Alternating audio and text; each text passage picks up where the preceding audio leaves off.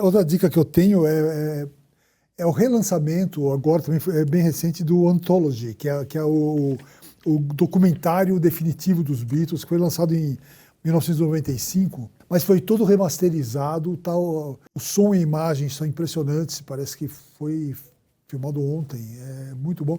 E a gente fala Beatles, fala, pô, isso é nostalgia, né? Mas para um pessoal mais velho e tal. Não morre, Beatles não morre, é impressionante. A Disney não deixa Beatles não paz. dá. Nos últimos 4 anos foram lançados 4 documentários. Sim. Todo ano teve aquele gigantesco do Peter Jackson, né? O Get Back. Que você fala, eu não vou assistir 8 horas, eu não consegui parar. Porque é uma coisa muito da intimidade da gravação, da briga deles. Foi uma grande sacada, né? E esse Anthology vem com um material a mais, um material adicional sobre as gravações. É uma espécie de documentário chapa branca, foi feito a partir da opinião deles. São depoimentos deles mesmos. Né? São depoimentos. Mas mesmo assim, os Beatles deixaram de ser uma história para ser uma lenda. Eles eram uma lenda.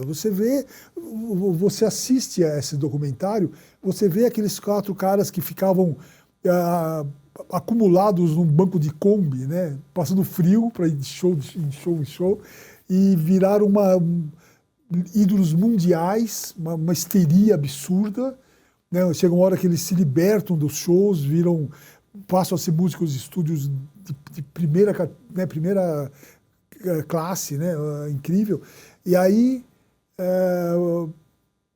é uma história, e tem um final que é um pouco, isso quando eu assisti, eu não acabei de assistir essa versão, mas tem uma versão, no final da série, você vê que eles tentam reunir os 3, porque o John tinha morrido já, o John Lennon tinha morrido. Eles chegaram a produzir material novo para esse lançamento ou é só remasterização mesmo? Eles produziram material novo. Eles produziram até porque tinha uma fita perdida do John Lennon que eles refizeram e tal. Teve até uma música nova, né? Que foi indicada ao Grammy no ano passado, se não me engano, ou nome, esse ano, né? Com voz do John Lennon. Acho que não tem mais de onde tirar, né? Que eles tiveram. O Peter Jackson tá envolvido com essa remasterização? Não, porque ele meio que virou o guardião dos Beatles, né? Ele só faz isso agora. Não, o Peter Jackson, ele criou um processo de separar os sons.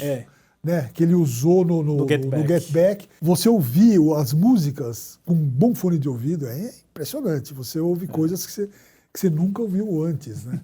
E a lenda continua, porque agora está sendo anunciado, está sendo preparado já, está em produção, 4 filmes do Sam Mendes. Né? Então eu queria até falar, eu queria destacar primeiro que a gente trouxe aqui, né, o vinil dos Beatles, que é da minha esposa, inclusive, né? Eu sabia que você ia falar de Beatles, então a gente deixou representado aqui, né, o Hard Day's Night, os reis do Yeah, Yeah, Yeah.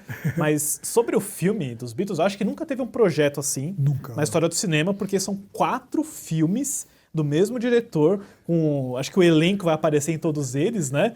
Com a história inteira dos Beatles. Eu não sei, ninguém falou como que vai ser esse filme. Vai ser a história de cada um. São 4 filmes, a história do John, do Paul, do George e do Ringo. Ou seja, não vai acabar, não vai acabar. Isso aí, sabe, a hora que voltar a hora que for lançado esse filme do Sam Mendes, vai voltar tudo de novo. Vão lançar novos projetos. Não acaba. E realmente, não sei, eu estou falando isso como bitomaníaco, né? Sim. E chega uma hora que cansa, né? O que eu ouvi dizer, né? Acho que é a Sony que vai lançar esses filmes. Eu fico impressionado que não foi a Disney, já que a Disney está relançando todos esses documentários. Inclusive, né, um parênteses, acho que a Disney deveria relançar aqueles filmes lá, o Magic Mystery Tour, o Help, Yellow Submarine. Esses filmes são impossíveis de achar hoje em dia. Então, acho que eles devem ter direito. Eles mostram uma parte no documentário do Magic Mystery Tour que foi super criticado e tal. Aquela coisa, a imprensa elevou eles à idolatria e depois não presta mais. É muito legal você ver. Sim. Não, e uma coisa que eu acho que é revolucionária desse filme dos Beatles que vai sair, a gente tá fugindo um pouco aqui, mas a gente tem que falar disso. A Sony quer lançar os 4 filmes no mesmo dia. Imagina, você vai no cinema, você vai comprar 4 ingressos e ficar 8 horas vendo todos os filmes. Tem uma ordem certa.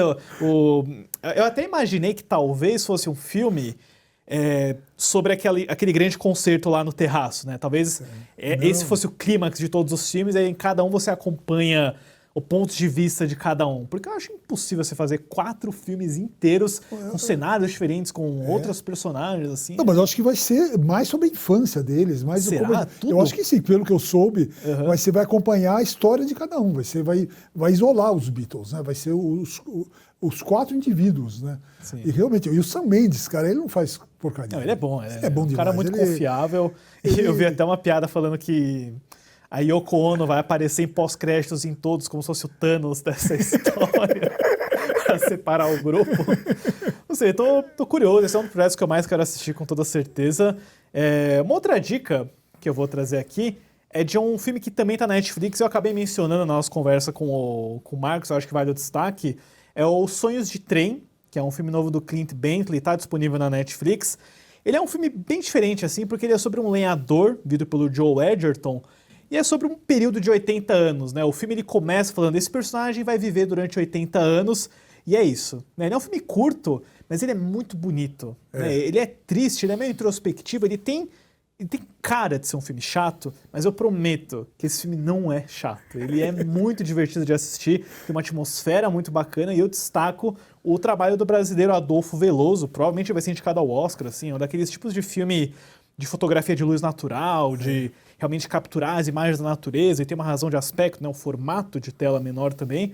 Então, fica a recomendação, com toda certeza, aí do Sonhos de Trem. Tem uma dica de filme aqui, é um dos grandes filmes do ano, pelo menos no sentido de pipoca, blockbuster e espetáculo. Eu não sei se você assistiu já, Dagon, mas é o Fórmula 1. O filme não. Quero ver. O Brad Pitt, o Javier Bardem, do Joseph Kosinski, ele é, assim, o Top Gun Maverick desse ano. Ele é aquele filme de esporte, de espetáculo, de filme de verão, né? Aquele clássico filme de verão, é o mesmo diretor, Top Gun Maverick, inclusive. E assim, falando francamente, ele é um filme bem clichê. Você conhece essa história, a fórmula tá imutável, é sobre esse personagem mais veterano, vivido pelo Brad Pitt, que tá batendo cabeça com um cara que é mais jovem, vivido pelo Damson Idris, se eu não me engano, ele é um britânico.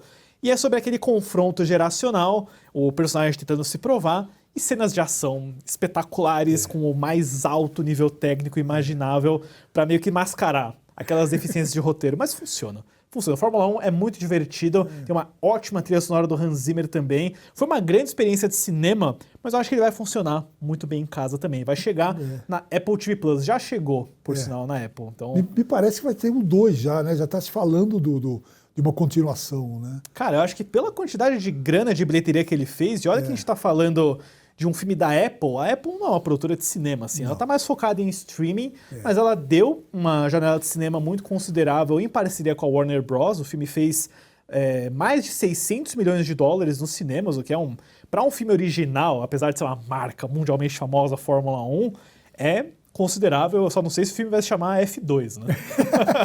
Eles vão ir para outra categoria da competição, uma categoria inferior agora, né? Mas fica a dica, eu acho que você vai gostar, é muito legal isso daí.